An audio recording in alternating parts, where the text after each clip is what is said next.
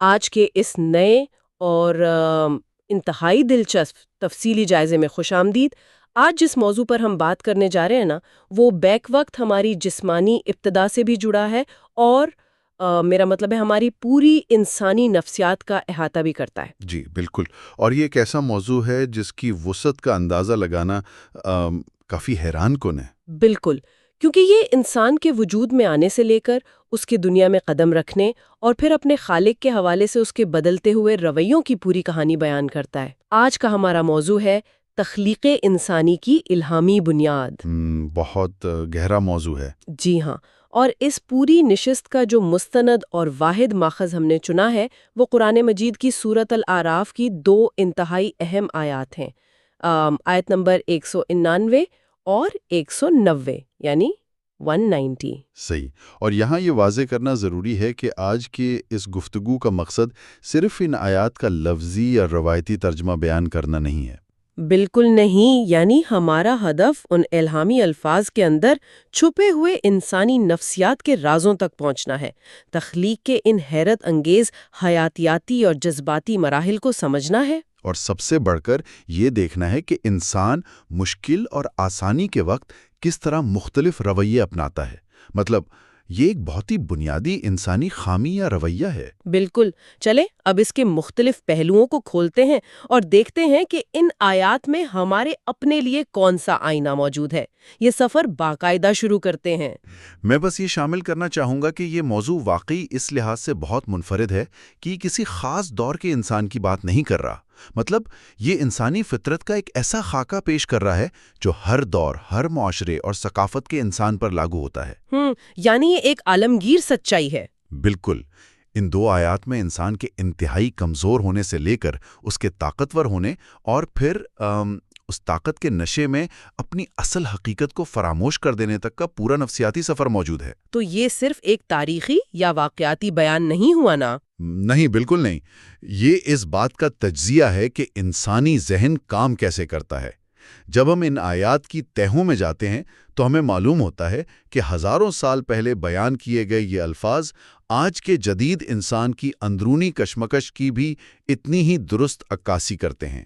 بہت خوب، تو اس سفر کا باقاعدہ آغاز کرتے ہیں آیت نمبر 199 کے بالکل ابتدائی حصے سے۔ یہ حصہ تخلیق کے نقطہ آغاز کو ایک نفس واحدہ یعنی ایک جان سے جوڑتا ہے۔ صحیح۔ الفاظ کچھ یوں ہیں کہ وہی ہے جس نے تم سب کو ایک جان سے پیدا کیا۔ یہ ایک بہت ہی زبردست اور گہرا تصور ہے۔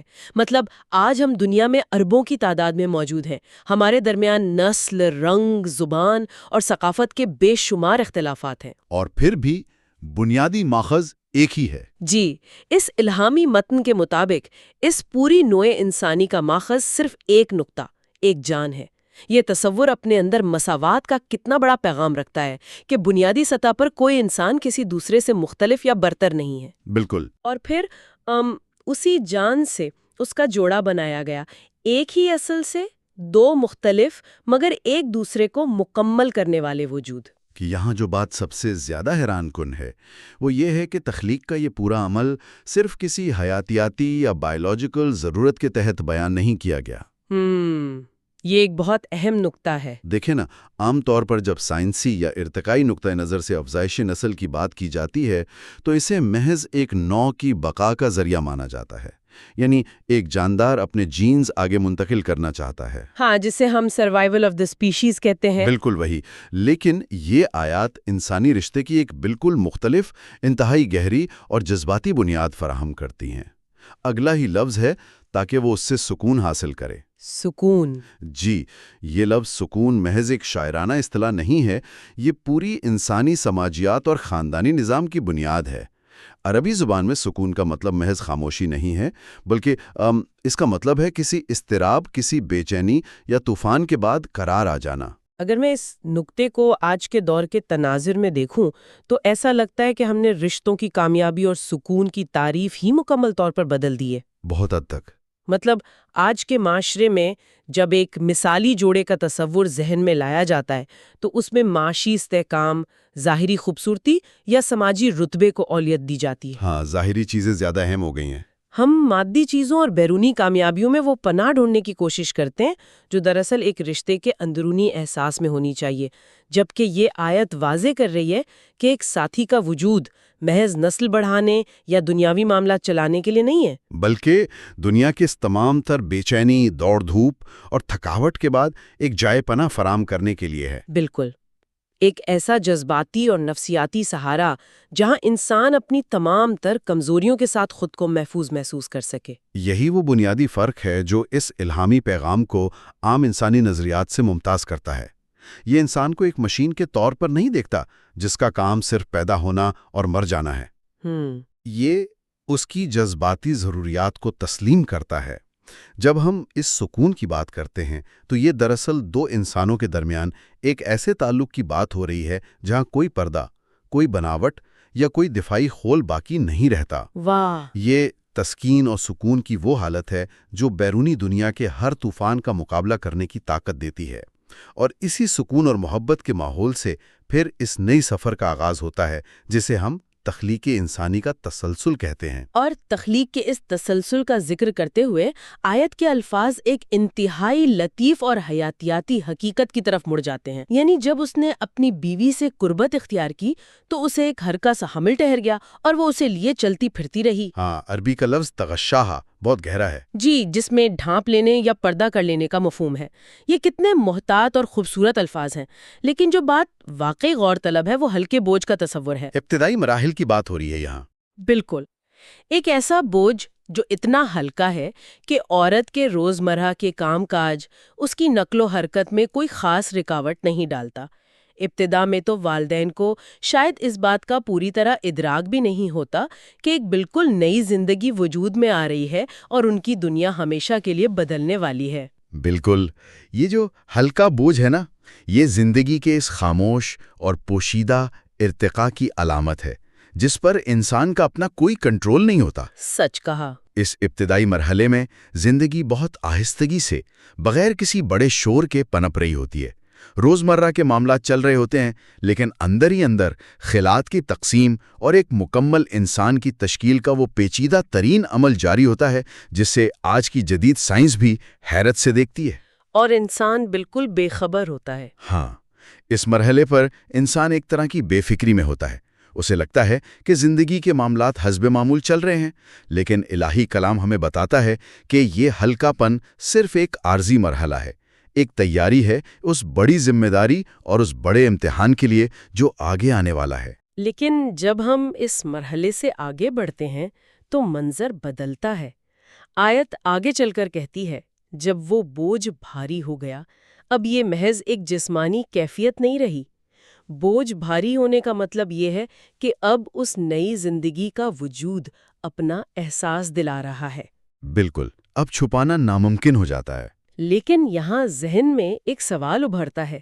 آج کے جدید دور میں جب میڈیکل سائنس نے اتنی زبردست ترقی کر لی ہے، الٹرا ساؤنڈ کی سہولیات موجود ہے، بچے کی ہر حرکت مانیٹر کی جا سکتی ہے۔ ہسپتالوں میں ماہر ڈاکٹروں کی ٹیمیں ہر وقت تیار رہتی ہیں۔ جی ہاں، تو کیا آج کا جدید اور سائنسی علم رکھنے والا انسان بھی واقعی اس مرحلے پر اتنی ہی شدت سے بے بسی محسوس کرتا تھا جتنی صدیوں پہلے غاروں یا خیموں میں رہنے والا انسان محسوس کرتا تھا؟ یہ ایک بہت ہی اہم نقطہ ہے۔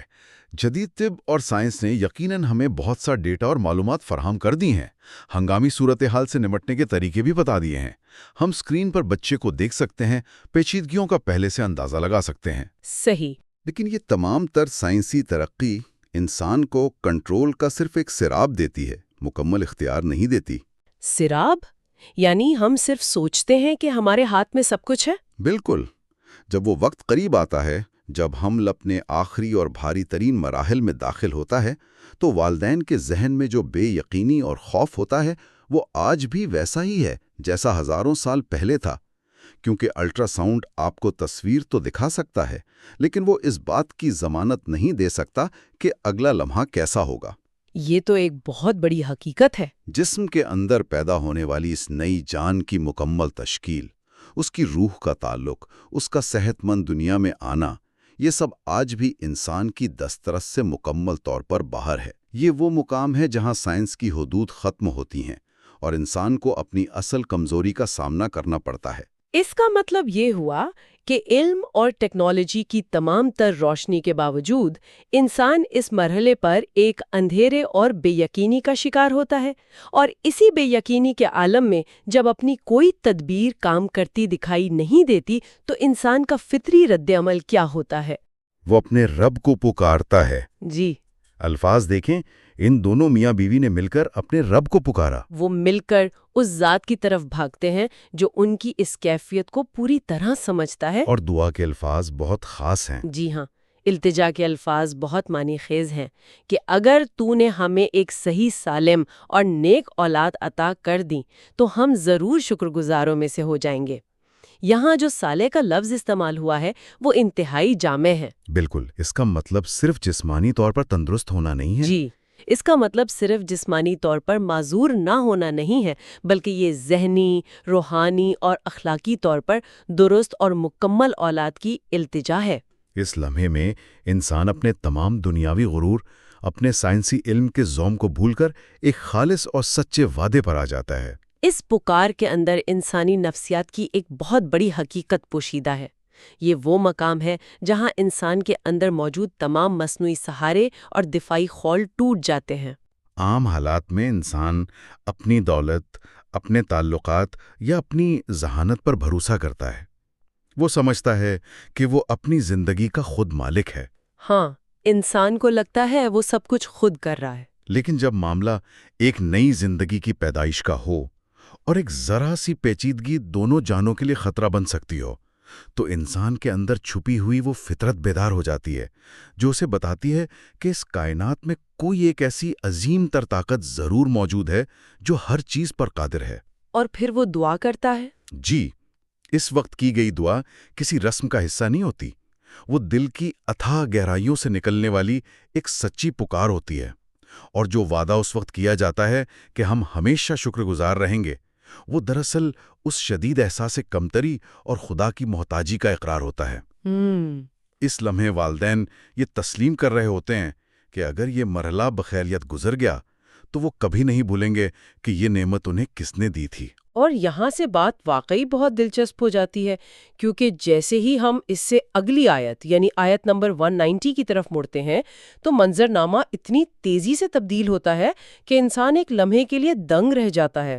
بالکل پلٹ جاتا ہے۔ جی، وہ بے بسی کا وقت گزر گیا، وہ بھاری بوجھ اتر گیا، بچہ بخیریت دنیا میں آ گیا، وہ دعا جو اتنی شدت سے مانگی گئی تھی وہ قبول ہو گئی، اور والدین کو وہ صالح، صحت مند اور مکمل اولاد عطا کر دی گئی۔ لیکن جیسے ہی یہ کامیابی ملی، انسان کا رویہ کیا ہوا؟ یہاں قرآنی الفاظ اس اچانک پلٹ جانے والی کیفیت کو بہت خوبصورتی سے بیان کرتے ہیں۔ جی، الفاظ کچھ یوں ہے کہ جب اللہ نے انہیں وہ صالح اولاد دے دی تو جو کچھ اللہ نے انہیں عطا کیا تھا اس میں وہ دوسروں کو اللہ کا شریک ٹھہرانے لگے۔ یہ ایک حیران کن نفسیاتی جست ہے۔ وہ وعدہ جو خوف اور آنسوؤں کے ساتھ کیا گیا تھا، نعمت کے ہاتھ میں آتے ہی کیسے بھلا دیا گیا؟ بالکل۔ وہ شکر گزاری کی خالص حالت اچانک کہاں غائب ہو گئی؟ اگر ہم اسے بڑے منظرنامے سے جوڑیں تو یہ صرف کسی ایک مخصوص جوڑے یا گزرے ہوئے زمانے کے کسی واقعے کی بات نہیں ہو رہی۔ یہ دراصل پوری انسانی تاریخ کا سب سے بڑا نفسیاتی المیہ ہے۔ ایک المیہ، بالکل صحیح کہا۔ انسان کی یادداشت اس کے اپنے مفاد اور اس کی سہولت کے حساب سے کام کرتی ہے۔ جب ہم بے بس ہوتے ہیں تو ہمیں اپنا خدا بہت شدت سے یاد آتا ہے۔ اس وقت ہمارا ذہن کسی اور طرف نہیں جاتا۔ ہاں، اس وقت کوئی دنیاوی سہارا یاد نہیں آتا۔ لیکن جیسے ہی وہ مصیبت ٹل جاتی ہے، جیسے ہی خطرے کا وہ سرخ نشان غائب ہوتا ہے اور ہمیں ہماری مانگی ہوئی نعمت مل جاتی ہے، تو ہمارا ذہن فوراً ان اسباب اور وجوہات کو تلاش کرنے لگتا ہے جنہیں ہم اس کامیابی کا کریڈٹ دے سکیں۔ انسان کی انا اس بات کو قبول کرنے سے کتراتی ہے کہ وہ مکمل طور پر کسی اور کا محتاج ہے، اس لیے وہ اپنی کامیابی کو دنیاوی اور ظاہری اسباب میں بانٹنا شروع کر دیتا ہے۔ اس بات کو اگر ذرا اور آسان کر کے آج کی روزمرہ زندگی کی کسی مثال سے سمجھنے کی کوشش کریں، فرض کریں کہ آج کے دور کا ایک جوڑا اسی ہسپتال کے ویٹنگ روم میں بیٹھا دعائیں مانگ رہا ہے۔ صحیح۔ پھر آپریشن تھیٹر سے ڈاکٹر باہر آتا ہے اور کہتا ہے کہ ماں اور بچہ دونوں بالکل محفوظ ہے۔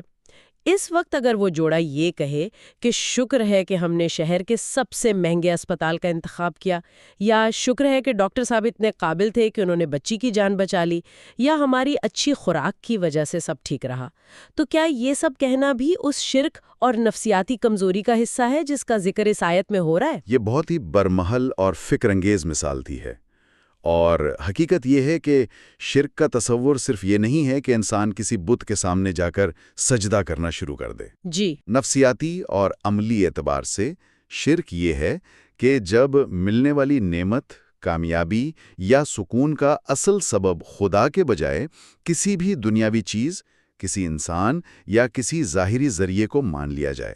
یقیناً مذہب اسباب اختیار کرنے سے منع نہیں کرتا، ایک اچھے ڈاکٹر کے پاس جانا یا اچھی خوراک لینا بالکل درست عمل ہے۔ تو پھر خرابی کہاں پیدا ہوتی ہے؟ خرابی وہاں پیدا ہوتی ہے جب دل ان اسباب کو ہی اس نعمت کا اصل خالق اور کارساز سمجھنے لگ جائے۔ جو خالص شکر گزاری اس وقت محسوس کی گئی تھی جب ڈاکٹر بھی نا امید لگ رہے تھے، وہ خالص پن بچے کے دنیا میں آتے ہی دنیاوی واسطوں کی نظر ہو جاتا ہے۔ انسان یہ بھول جاتا ہے کہ اسباب کو پیدا کرنے والا اور ان اسباب میں تاثیر ڈالنے والا کون تھا۔ وہ اپنی اس کامیابی کو اپنی دور اندیشی، اپنی دولت کی طاقت یا کسی خاص طبیب کے ہنر کی طرف منسوب کر کے دراصل اس نعمت کی فراہمی میں دوسروں کو شریک ٹھہرا رہا ہوتا ہے۔ یہ ایک ایسا نقطہ ہے جو سیدھا انسان کی انا پروار کرتا ہے۔ اس کا مطلب یہ ہے کہ ہم شعوری یا لاشعوری طور پر یہ ماننے کو تیار نہیں ہوتے کہ ہم واقعی اتنے بے بس ہیں۔ ہم اس دنیاوی نظام کو، اسباب کی اس دنیا کو اپنے اور خدا کے درمیان ایک پردے کے طور پر استعمال کرتے ہیں تاکہ ہمیں اپنی کمزوری کا ہر وقت احساس نہ رہے۔ بالکل، یہ انسان کا ایک ڈیفنس میکینزم بن جاتا ہے۔ وہ رب جس نے اندھیروں میں اس بچے کی پرورش کی، جس کی بارگاہ میں رو رو کر منتیں کی گئیں، جب وہ مسکراتا ہوا بچہ گود میں آتا ہے تو انسان فوراً اس کامیابی کو اپنی ذات، اپنے وسائل یا اپنے معاشرتی مرتبے کا نتیجہ قرار دینے لگتا ہے۔ یہ کتنی بڑی بے وفائی ہے، اور شاید اسی لیے آیت کا اختتام ان انتہائی زبردست اور جلال والے الفاظ پر ہوتا ہے کہ اللہ ان تمام چیزوں سے بہت بلند اور برتر ہے جو یہ لوگ شریک ٹھہراتے ہیں۔ اس اختتامی جملے میں بہت گہرا سبق ہے۔ یہ واضح کیا جا رہا ہے کہ انسان کے اس کھوکھلے شکر کی یا اس کی طرف سے کسی کو شریک ٹھہرانے کی حقیقت میں کوئی پرواہ نہیں کی جاتی۔ یہ خدائی ان تمام خرافات، دنیاوی اسباب اور انسان کے اس نفسیاتی کمزوری سے بہت بلند ہے۔ مطلب خدا کو ہمارے شکر کی ضرورت نہیں ہے۔ بالکل، اگر انسان کسی ڈاکٹر کو، کسی انسان کو یا اپنی دولت کو کریڈٹ دے بھی رہا ہے تو اس سے شان میں کوئی کمی نہیں آتی۔ لیکن یہ بیان انسان کے لیے ایک سخت تنبیہ ہے، ایک ایسا آئینہ ہے جس میں وہ اپنی منافقت، اپنی جلد بازی اور اپنے کھوکھلے داموں کی حقیقت کو دیکھ سکتا ہے۔ یہ پیغام دیا جا رہا ہے کہ نعمت کا ملنا دراصل اس امتحان کے ختم ہونے کا اعلان نہیں ہے جس سے گزرا جا رہا تھا، بلکہ یہ تو ایک بالکل نئے اور زیادہ کٹھن امتحان کے شروع ہونے کا اعلان ہے۔ بہت گہری بات کی ہے۔ جب انسان بے بس ہوتا ہے تو اس کی پکار کا خالص ہونا کوئی کمال نہیں، وہ تو اس کی مجبوری ہے۔ لیکن جب اسے اختیار اور نعمت مل جاتی ہے تب اس کا اصل چہرہ سامنے آتا ہے کہ وہ اپنے کیے گئے وعدے کا کتنا پاسدار ہے۔ کیا وہ اس نعمت کو اس کے حقیقی خالق کی طرف منسوب کر کے عاجزی اختیار کرتا ہے یا اسے اپنی قابلیت سمجھ کر تکبر کا شکار ہو جاتا ہے؟ تو اس سب کا آخر کیا مطلب ہے؟ اگر ہم آج کی اس پوری اور گہری گفتگو کا ایک جامع خلاصہ کریں تو یہ سفر انسانی زندگی کے کتنے مختلف اور پیچیدہ مراحل سے گزرا ہے۔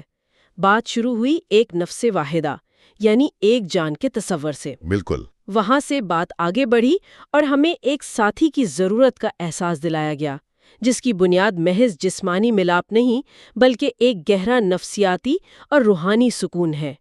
اس کے بعد ہم نے حمل کے ان حیاتیاتی مراحل کا تجزیہ کیا جہاں وہ ایک خاموش اور ہلکے بوجھ سے شروع ہو کر ایک بھاری اور بے چین کر دینے والے مرحلے تک پہنچا۔ اور پھر اس بے بسی نے دعا سکھائی۔